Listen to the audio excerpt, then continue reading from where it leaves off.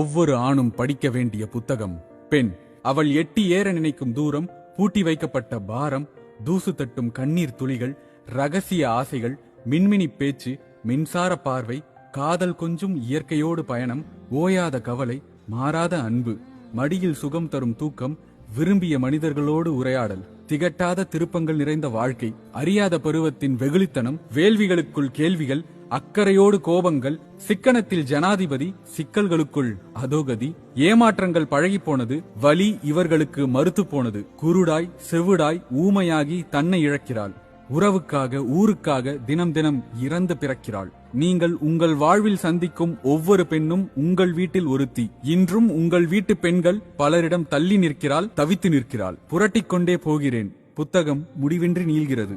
வாழ்நாள் முடியும் வரை படித்துக் கொண்டே இருப்பேன் பெண் எனும் புத்தகத்தை.